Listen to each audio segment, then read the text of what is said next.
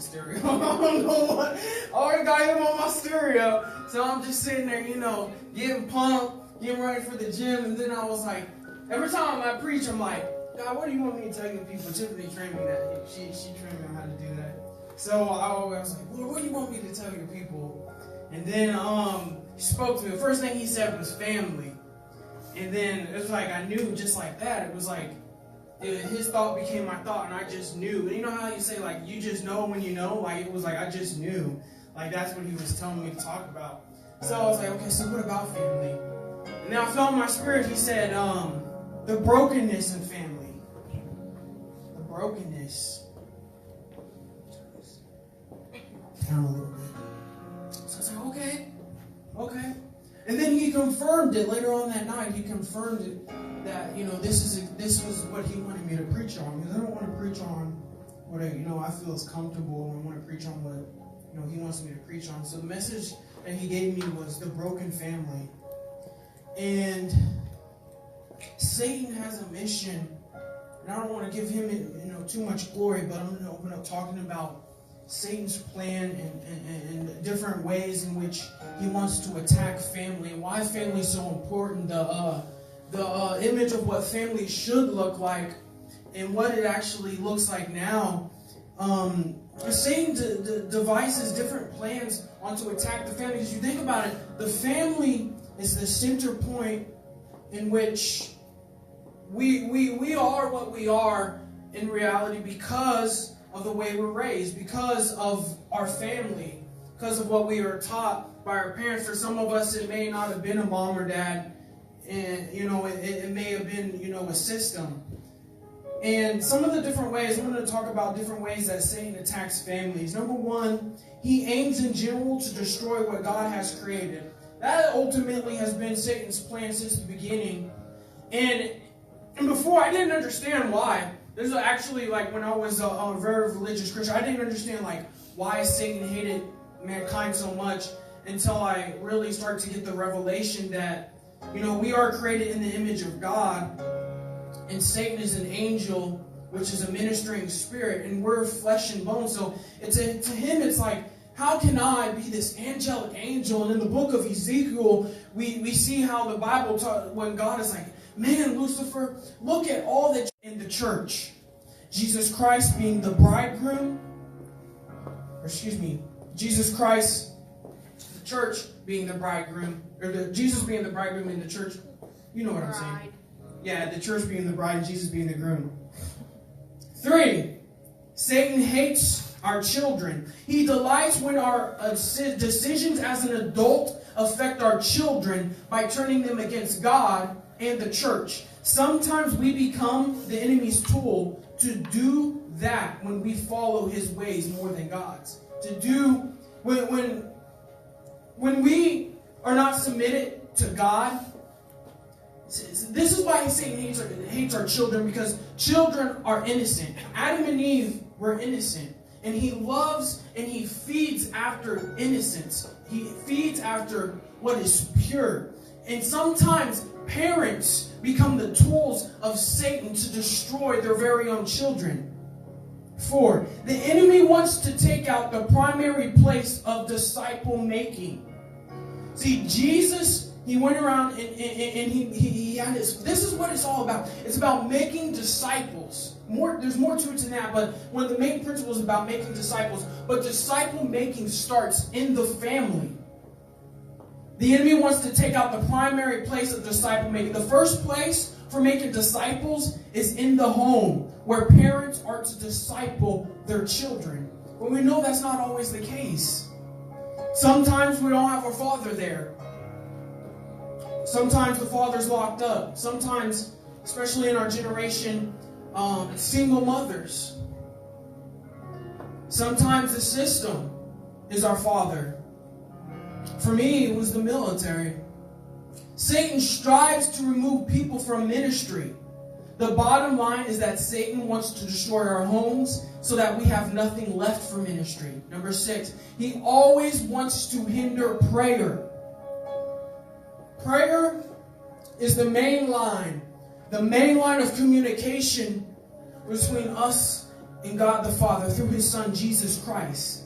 1 Peter 3 verse 7 says, husbands, in the same way be considerate as you live with your wives, and treat them with respect as the weaker partner, and as heirs with you of the gracious gift of life, so that nothing will hinder your prayers. Now, a little bit off topic, I want to break this verse down real quick. It says, husbands, in the same way be considerate as you live with your wives, and treat them with respect as the weaker partner. Many religious people, and even I remember this one church I was going to when I was in El Paso, Texas, and we would get together and go to IHOP throughout the week.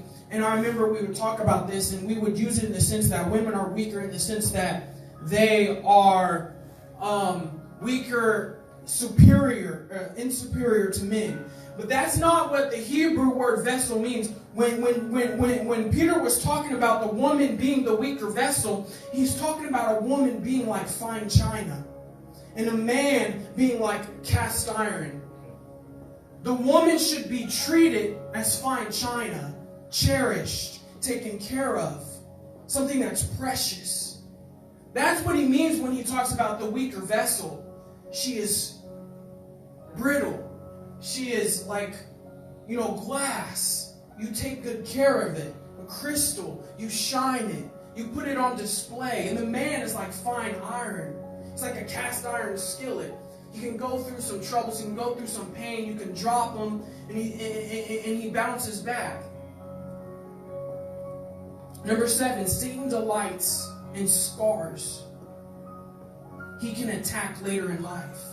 Those scars that we have that come from our childhood, ultimately, it's not intended to just be a scar. Something bad happens, a doorway for Satan later on in your life to take those scars and turn those wounds into something bigger.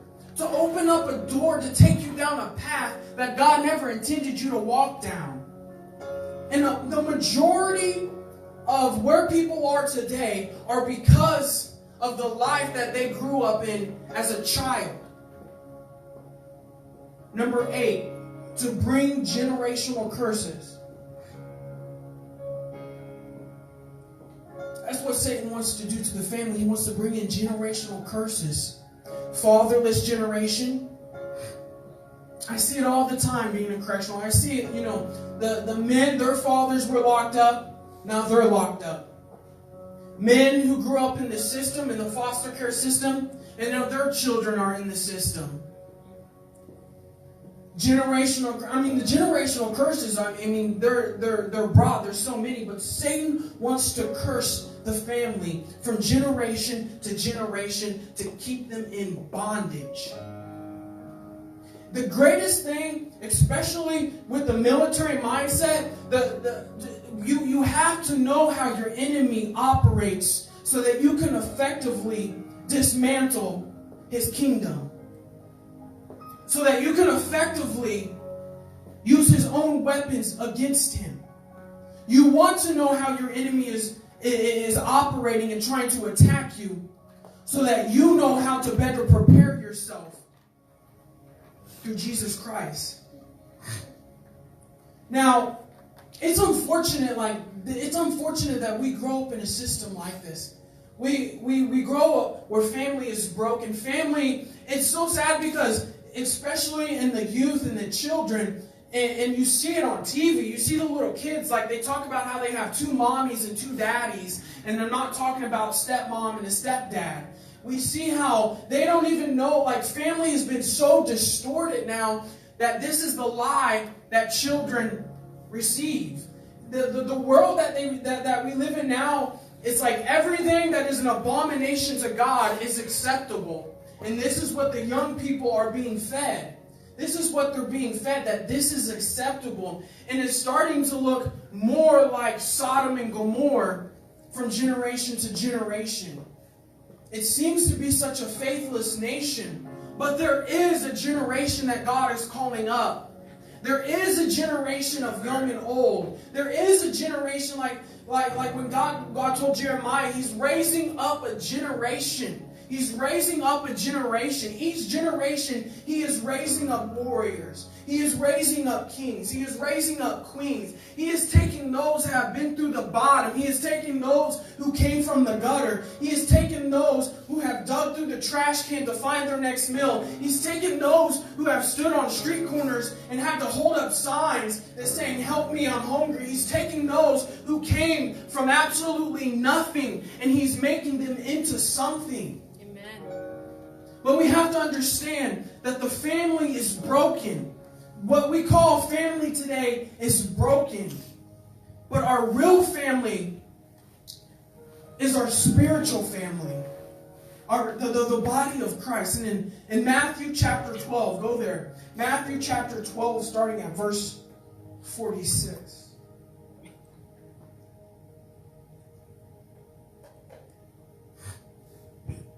While Jesus was still talking to the crowd. So Jesus was ministering to the crowd. He was ministering to multitudes at this time.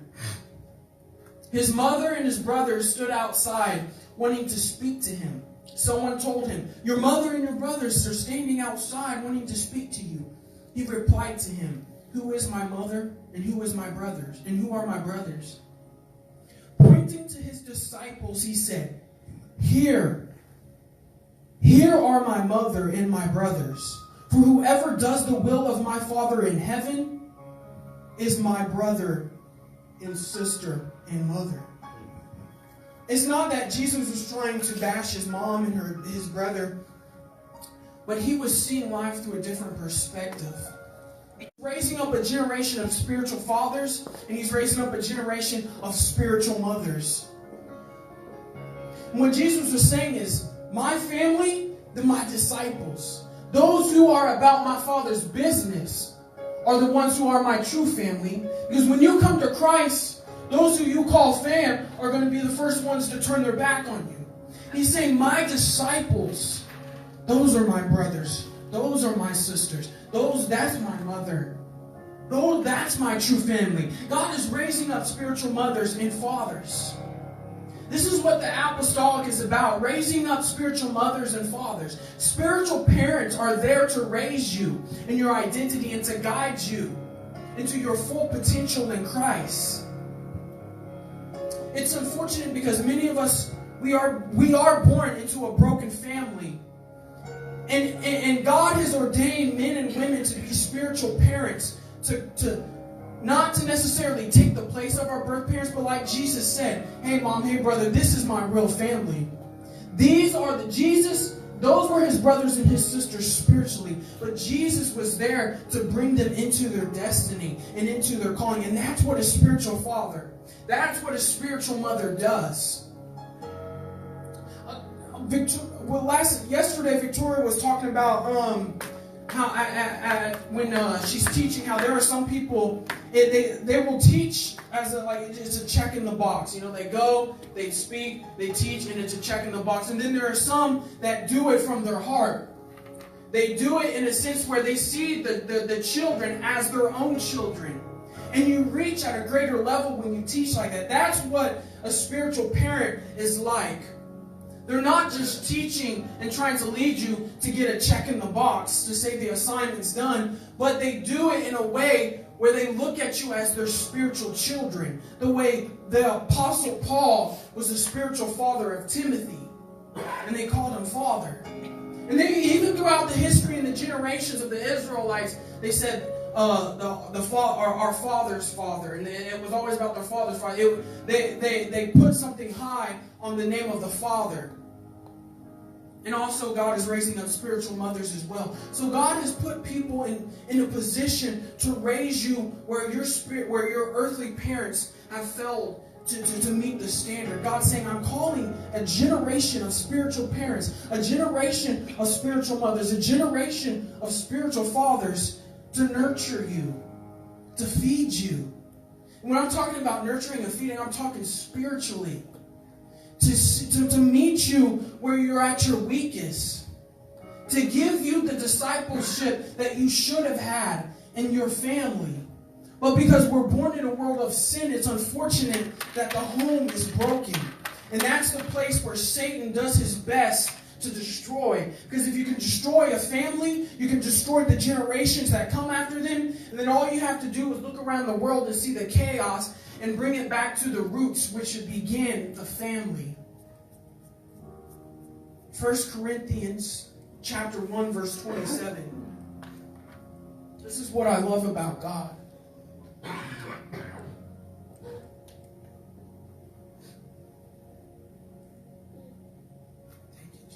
But God chose those whom the world considers foolish, to shame those who think they are wise.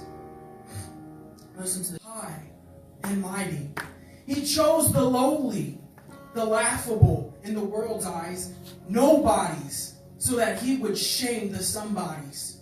For he chose what is regarded as insignificant in order to supersede what is regarded as prominent, so that there would be no place for prideful boasting in God's presence. For it is not from man that we draw our life, but from God, as we are joined to Jesus, the Anointed One. And now he is our God-given wisdom and our virtue, our holiness, our redemption, and the fullness.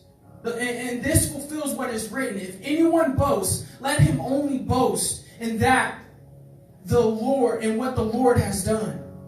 See, Jesus doesn't just choose. He doesn't always choose the 6'4" player, the one who is best at the 3-point line. He chooses what is foolish, what the world considers to be the garbage. He chooses what they stood faithfully in the midst of the trial and the persecution, and God elevated them every time. He took Daniel to make him overseer of all of the land and the nations. And even in the midst of the fire, God chooses what seems to be worthless. A lot of times we listen to the voices that even in the family, you're worthless. You'll be just like your father. You'll be just like your mother. You'll never amount to anything. And we let those voices determine our identity. When Christ is saying, I have chosen you, what the world sees as nobodies, to become somebody, so that the people who are higher elevated, their stature in life would be put to shame, because God would choose somebody who was nothing. God would choose somebody who was destined, according to the world, for death. There's people that look at urban cities, and they look at the children, they look at our youth, they look at the teens, they look at the people who are statistically proven to not be successful, statistically proven to not succeed in life. Those are the people that God uses. That God says, I choose you to bring shame to those who are higher, to those who think they're the best, that they have made it in life. God wants to restore inner healing of the heart that is rooted from childhood wounds. God wants to heal the pain. God wants to take away the walls that we have surrounded our hearts with to protect ourselves. Self-protection.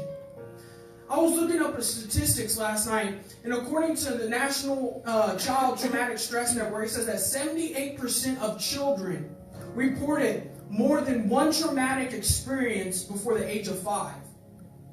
20% of children up to the age of 6 were receiving treatment for traumatic experiences, including sexual abuse, neglect, exposure to domestic violence, traumatic loss or behaviorment. These are the things that Satan uses. These are the opportunities to give him an open door to wound their heart. These are the things that happen in families that God never intends for. This is why he brings spiritual parents into our life to raise us and to walk us and to guide us into our destiny. And what we've been through will become a message. What we've been through can potentially save someone from having to go through what we went through. Some of us have gone through the fire. Some of us smell like the smoke, but we're no longer living in the fire. And we can use that testimony, like Shadrach, Meshach, and Abednego, when they were thrown in the fiery furnace. They said, I will serve God, and I will not back down from my faith. And they faithfully were thrown into the fire. But they came out unharmed. Some of us walk our whole life in the fire when God's saying, I want to save you from the fire so that you can be the light and you can be the reaching hand to save someone, the next generation that comes, to break the generational curse. This is the time for inner healing of the heart. This is the time to restore the wounds of our childhood. Satan uses these opportunities as an open door to wound our heart as a child. If you can wound the heart of a child, you can almost statistically determine that child will be a failure according to the standard of the United States. When you wound a child's heart, it affects their development. It affects the way that they think of themselves. Satan ultimately wants to take away your identity so that you no longer even know who you are. Trauma, specifically in children, it disrupts their identity development, including one's senses of being good enough, integration of emotion and intellect, basic awareness of emotional state, feeling secure and coherent as an individual, and even the basic experience of who one actually is. Post-traumatic stress, identity issue with people. People don't see it like that. They don't see that they have an identity issue, but there is an identity issue because of the brokenness that was rooted from family. The brokenness of the abusive relationships. The brokenness of not growing up without a father. The brokenness of sexual trauma as a child. The brokenness of wounds, of physical abuse and violence. Things that you shouldn't see as a child. And Satan takes this as a doorway to traumatize, to bring wounds, to bring scars, that so later on in your life, when you're trying to figure out, who am I? You don't even know who you are anymore. He rips open those scars and he pushes you to walk down a path you don't even want to walk down. And you're so far down the path that you don't even know who you are anymore. You've accepted a false identity, somebody that you're not. You're not that person that the world says you are, because you have been created in the image of God. You have been created and destined to walk as greatness, to be heirs of God. You know what it means to be an heir of God? That means that we co-inherently inherit everything that He is as a father. See, He is a father to the fatherless. And many of us have been fatherless. He is the father to the father. He gives to us what is His. The way a good father would save up an inheritance for his child. Everything that the father has access to, we have access to. He's saying this now is the time. Don't keep running down this path, this doorway. God is showing you and opening your eyes so that you can see the plans that the enemy had for you from birth. The plans and the wounds from childhood. The plans and the destiny that He had for you so that you can walk down a path of destruction thinking that you're okay, that you'll make it up when you get the time to, but there will never be time to. The time is now. He wounds your heart. He traumatizes you. Some of us have post-traumatic stress disorder because of it. And this is the Satan's plan. I preached about, I think 2 weeks ago. God has a plan for us that He knew before we were even formed in our mother's womb. But the higher road, there's more resistance. It's a path that's least taken. But Christ is saying, you won't be able to do it in your own will. It is only through me that you will be able to do it. He's saying now is the time for the inner healing. Now is the time to restore your heart. Jesus not only wants to heal your heart, but He wants to give you a whole new heart. Ezekiel 36 verse 26 says, I will give you a heart. I will give you a new heart and put a new spirit in you. I will remove from you your heart of stone and give you a heart of flesh. Our hearts become hardened Our hearts become dried because of pain, because of infliction, because of the wounds of childhood. The wounds of childhood, and as you grow into adolescence, the pain and the trauma from those wounds. See, every pain can be rooted back to a specific point in life. And majority of the time, it's rooted back to one's childhood. And Christ is saying, I want to give you a whole new heart, because in the midst of that pain, in the midst of that trauma, in the midst of that hurt, Tiffany, we harden our hearts. We harden our hearts to people that have hurt us. We harden our hearts to the world, to our own families. And then we allow unforgiveness to make its way into our heart. So that's another key thing that the enemy wants. Is through the midst of the trauma that he inflicts in your life, he brings unforgiveness. Then unforgiveness builds. These are layers and layers that continue to build around our hearts. But Jesus is saying now, not only do I want to restore what has been taken from you, your innocence, not only do I want to restore your identity that is in me, but I want to give you a brand new heart. I want you to walk in the identity that I have chosen and predestined for you to walk in.